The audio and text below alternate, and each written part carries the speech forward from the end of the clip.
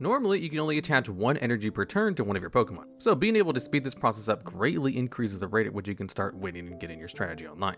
In this video, we'll be taking a look at some of the most powerful abilities that attach energies to your Pokemon. And at number 10 on this list, we have Togekiss from Green Encounters.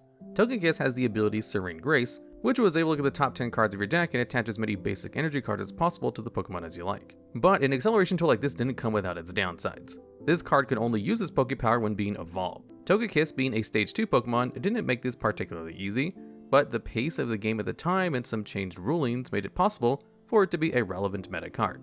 A key factor was the way the rare candy item worked back in the Diamond and Pearl format. Upon being played, it evolves one of your basic Pokemon into a Stage 2 evolution, but only after the basic had already been in play for a turn. Back then, rare candy could immediately evolve a Pokemon that was just put down, meaning the risk of your Togepi being attacked or knocked out was much lower than it might be today. Cards that deal with the top X cards of your deck are often inconsistent and considered not viable in the Pokemon TCG due to their built-in luck factor and lack of guarantee. But in a deck that can easily run up to 15 basic energies, Serene Grace more often than not hits at least 2 to 3 energies and lets its user get a tempo advantage in the game by pairing up attacks with high energy costs. Something that always held back Togekiss while it was legal for tournament use was that the best deck at the time used Gardevoir from Secret Wonders, which used its Psychic Lock attack to shut down the use of Pokepowers completely. Its presence by itself pushed Togekiss decks out of the format, as a strategy relying entirely on Pokepowers was not competitively viable in an environment where Gardevoir existed. Without that gatekeeper though, Togekiss decks could have easily seen play outside of the rogue territory, which is why Togekiss doesn't make it further than 10th place. Up next at 9th is Vikavolot from Sun and Moon. This card's strong charge ability lets you attach a grass and lightning energy from your deck to your Pokemon in any way you like. Its attack Electro Cannon dealt 150 damage for 1 lightning and 3 colorless energy, and in addition required you to discard 3 energy cards from this Pokemon. Attaching energies directly from the deck is arguably the most powerful way of accelerating energies, as it doesn't require you to do any kind of setup or add additional cards from your hand besides setting up the Pokemon itself. What keeps Vikavolot away from being higher on this list is, just like Togekiss before, the fact that it's a Stage 2 Pokemon that requires some setup, a downside that most of the cards higher up on this list won't have. Another issue that Vikavolot could have run into was a limitation of which energies it's able to attach, which were grass and lightning. Always having to find a balance between lightning and grass energies could have easily made it worse. But fortunately, it found some attackers it worked really great with. It first gained competitive prominence when Tapu Bulu GX was released as a promo card in a tin. Its Nature Judgment attack did 120 damage, plus additional 60 if you're willing to discard all energies attached to it. The energy cost of 2 grass and 1 colorless worked decently well with Vikavolot, but could sometimes be troublesome if you weren't able to set up multiple Vikavolts or find grass energies to attach for a turn to fulfill the energy requirement. Cards like Energy Recycler at least prevented you from running out of them by being able to shuffle back 5 basic energies from the discard pile. It would take this card another year of waiting for a better partner, but once it got released, the deck became a powerful contender at tournaments. Celestial Storm brought with it Rayquaza GX, which was the perfect partner Vikavolot could have asked for. Its Dragon Break attack did 30 damage for each grass and lightning energy attached to all of your Pokemon. This meant 6 energies in play were enough to match up Tapu Bulu GX's Nature Judgment attack without having to pay the price of discarding any energy. This led to the deck's power having no ceiling, but getting progressively stronger throughout the game. While you might be correct in assuming that early on, pulling off Tapu Bulu GX's 3 energy attack requirement was much easier than Rayquaza's, Rayquaza also came with a very good ability to provide some extra acceleration early on. Storming Winds allows you to discard the top 3 cards of your deck and attach an energy from your discard pile to it when you put it into play. This could be repeated for each Rayquaza GX that was put into play. To top it all off, the energy requirement for Dragon Break also worked perfectly with Vikavolot by needing 1 each of Grass and Lightning, as well as 1 colorless energy, allowing for any manual attach or simply Rayquaza GX's ability to be enough in combination with Strong Charge. Since Vikavolot, 2 other Pokemon with similar abilities have been released. Dragonite from Unified Minds attaches a water and lightning energy from your hand with its Hurricane Charge ability, and Colossal from Rebel Clash with Tar Generator to attach a fire and fight energy from the discard pile. However, these cards were never competitively viable, leaving Vikavolot as the only real contender on this list. And at number 8, we have another card very similar to Vikavolot, Rillaboom. Rillaboom attaches 2 grass energies from your deck to one of your Pokemon with its Forest Beat ability.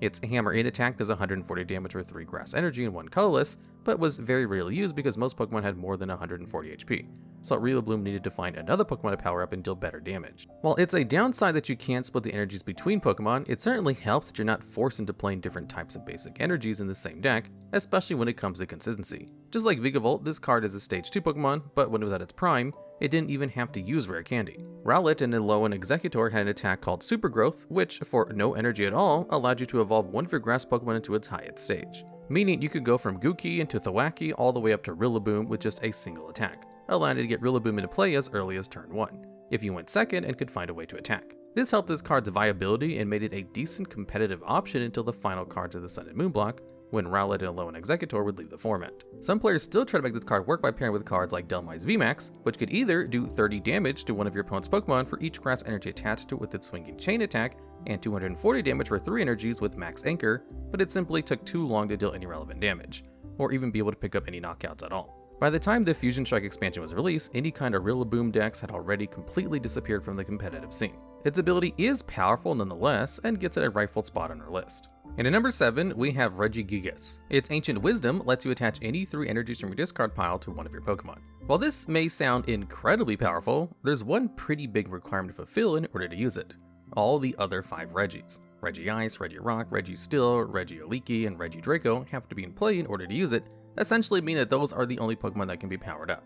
There are ways to power up other Pokemon, like the Thornton Supporter that allows you to switch up one of your basic Pokemon in play with a basic Pokemon in your discard pile, while keeping all cards attached, but pulling off a combo like this is pretty unrealistic. Thankfully for this card, most of the Regis actually have useful attacks, including Regigigas, which still makes this ability very good. Regice's Blizzard Bind attack deals 100 damage and prevents the Pokemon V it attacks from attacking during your opponent's next turn, making it a useful tool to potentially slow down games against decks that primarily use V attackers. Regirock's Giga Impact deals 140 damage and is very good at knocking out non-V Pokemon, or dealing high damage to meta-relevant Pokemon with fighting weaknesses like Arceops VSTAR, which was a dominant threat in the game at the time. Registeel is able to deal high amounts of damage with Heavy Slam, but its damage to 220 was reduced by 50 for each retreat cost a defending Pokemon has. The last 2 Regis even come with 2 very useful versions. Regidrago can either deal 160 damage with Giant Fangs and draw cards until you have 4 in hand with its Dragon Horde ability, or deal 240 damage minus 20 damage for each damage counter on itself with its Dragon Energy. Lastly, Regieleki can do 120 to the defending Pokemon and 40 to 2 bench Pokemon with Terra Spark, or 100 in damage to a bench Pokemon with its targeted bolt. Both of these attacks require energies to be discarded, but the way that the Regidex is designed, you can just reattach them on the following turn with Ancient Wisdom. Regigigas itself deals 150 damage for 5 energies with a Gigaton Break, making it the hardest one to power up, but it adds another 150 damage if it attacks a VMAX Pokemon. While most of these Pokemon are actually useful, a lot more opportunities open up for Regigigas in the expanded format.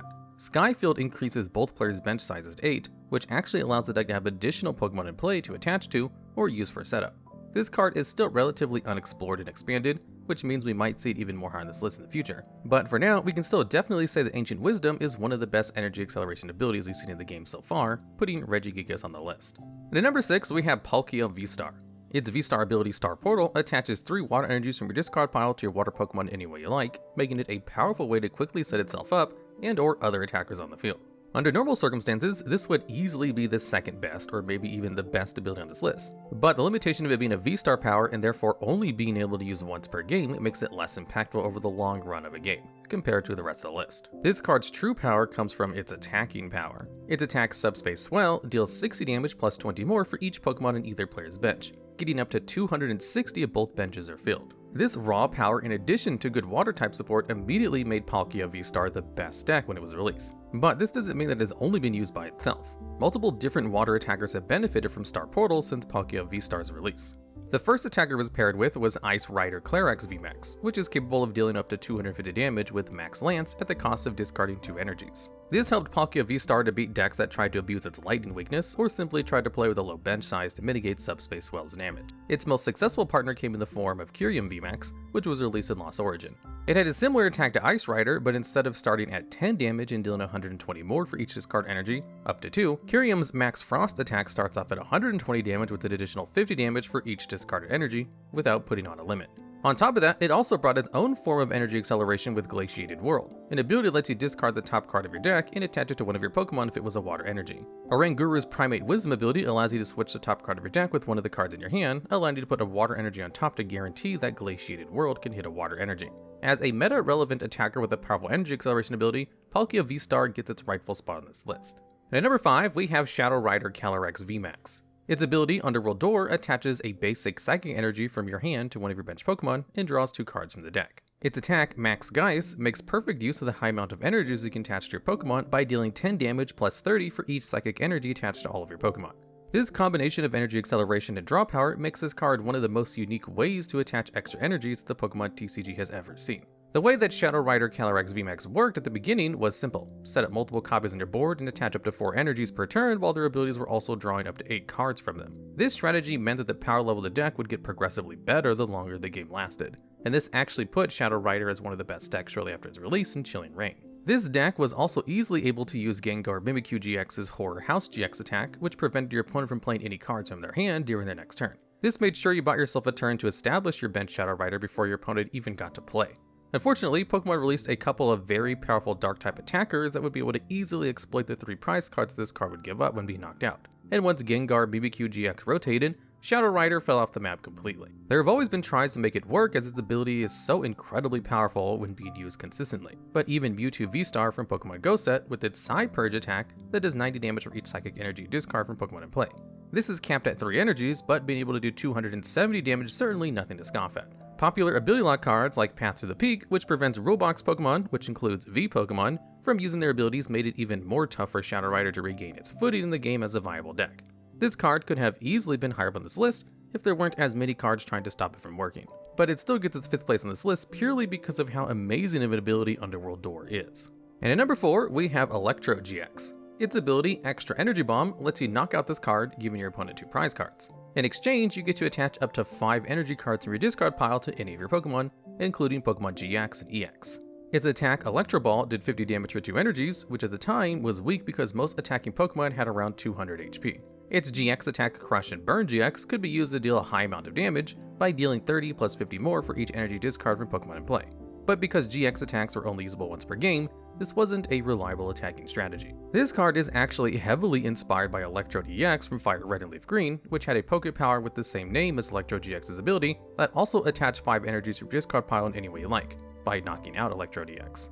Just like Electrode GX, Electrode EX wasn't able to attach those energies to other EX Pokemon. They even shared the same attacks in Crush and Burn for Electrode EX and Crush and Burn GX for Electrode GX's GX attack. While this card was first released in Celestial Storm, players mostly made fun of it, as there was very little value in giving up 2 prize cards just to power up a non-EX or GX Pokemon.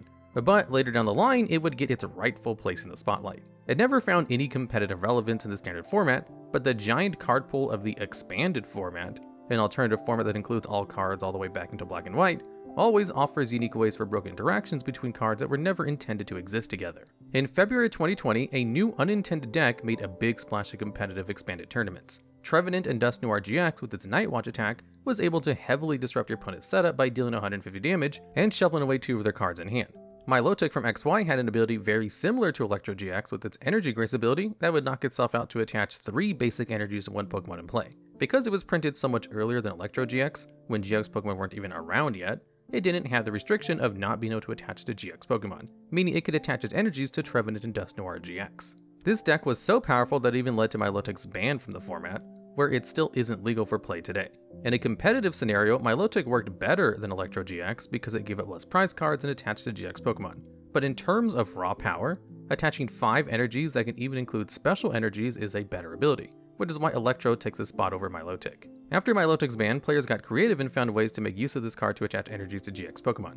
And whenever a new Pokemon with a powerful high energy cost attack comes out, players experiment with Electrode GX. This versatility and relevance even today gets Electrode GX and its Extra Energy Bomb a rightful place on our list. And at number 3, we have Celebi Prime. Once during your turn when this card is active, you can use its Forest Breath ability to attach a grass energy from your hand to one of your Pokemon. Its attack Time Circle did 30 damage for 1 grass, 1 psychic, and 1 colorless energy, and prevented any damage done to Celebi by opponent's stage 1 or stage 2 Pokemon during the next turn. This attack was practically never used because decks that use this card usually didn't play psychic energies at all, just grass. Normally, this Poké Power wouldn't be as good, especially putting into perspective with cards like Shadow Rider Calyrex VMAX, but the fact that Celebi Prime is just a basic Pokemon and therefore requires basically no setup at all, makes it an incredible tool for energy acceleration. A similar card that barely missed out on making this list is Tapu Koko Prism with its Dance of the Ancients ability. By putting it from your bench into the Lost Zone, it attaches a lightning energy from your discard pile to 2 of your bench Pokemon. What makes it worse than Celebi is that it's only a one-time use, much like Palkia V-Star, as cards in the Lost Zone are no longer accessible for the player. Celebi Prime wasn't used in a lot of decks, but decks that could make use of it became incredible powerhouses by being able to gain huge advantages with their extra attachments. The best deck by far was Celebi/Mewtwo/Tornadus, a deck that used Mewtwo EX with its X-Ball attack to deal a lot of damage for each energy attached, and Tornadus from Energy Power with Hurricane an attack that did 80 damage and moved 1 energy from Tornadus to one of your bench Pokemon. This deck involved using heavy switching cards like Switch and Sky Arrow Bridge to use multiple Celebi Prime in one turn and power up these attackers out of nowhere. With a different card pool, Celebi Prime would have certainly seen more versatility and deck building creativity, and its potential alone gets it its 3rd spot on this list. And at number 2, we have Malamar from Forbidden Light. This card's Psychic Recharge ability attaches 1 Psychic Energy from your discard pile to 2 of your bench Pokemon. Its attack Psychic Sphere did 60 damage for 2 Psychic and 1 colorless energy, but was rarely used because Malamar was usually sitting on the bench, powering up attackers that do a lot more damage than itself. Its ability has actually been in the game multiple times for different types of energies, which is why this spot is actually shared by multiple Pokemon, as they were all competitively viable in their time. Next to Malamar, there are Electric from Noble Victories with Dino Motor, which attached a lightning energy, Bronzong from Photon Forces that attached a metal energy with metal links, and Flaffy from Evolving Skies that, just like Electric, has the ability Dino Motor that attaches lightning energies. All of them are Stage 1 Pokemon that require very little setup, and decks that use these kind of abilities always try to set up multiple copies of them to make the most use out of them and set up new attackers on every turn.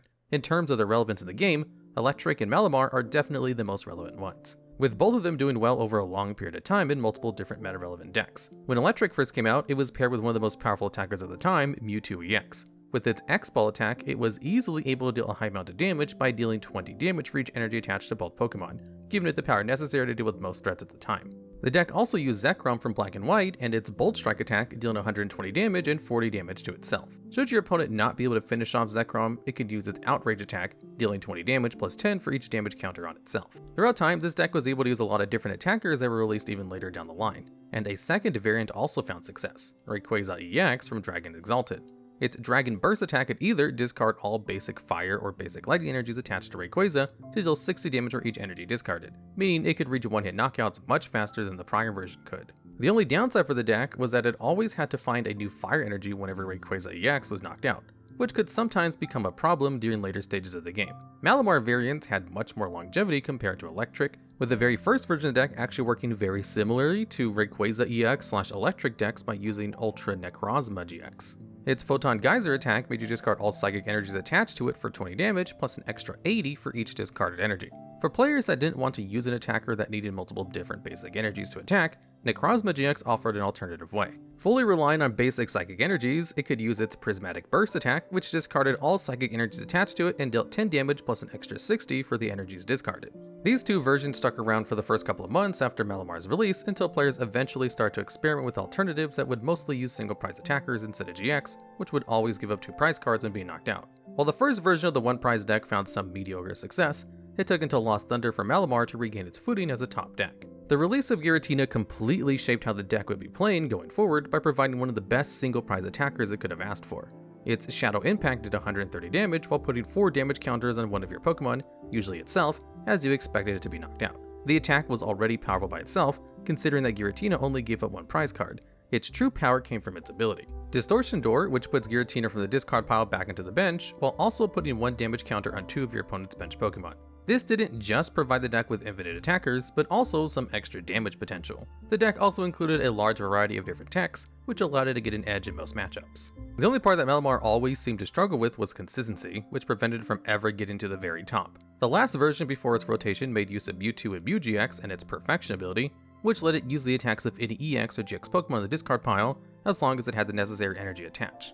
This was mainly used to copy Trevenant Dusknoir's Night Watch attack, which dealt 150 damage and shuffled 2 cards from your opponent's hand into the deck, making it a solid damage option which added Disruption. Bronzong found some mediocre success with Aegislash by dealing extra damage with its Slash Blast for each metal energy attached and also having protection in some matchups with its Mighty Shield ability that prevented Pokemon with special energies to deal damage to it. Overall, an ability that lets you attach multiple energies per turn is fantastic, making these Pokemon worthy of second place. And at number 1, we have Arceops from Silver Tempest. Its ability, Primal Turbo, lets you attach up to 2 special energies from your deck to one of your Pokemon in play. If you paid attention to our list so far, you've noticed that both accelerating from the deck and accelerating special energies are incredibly powerful and allow for quick setups. This is especially true for this card because, even being a stage 2, doesn't stop it from using its ability quickly, thanks to another card released in the same set, Lugia V-Star. Lugia V-Star's Summoning Star ability lets you put 2 colorless Pokemon from your discard pile directly into your bench.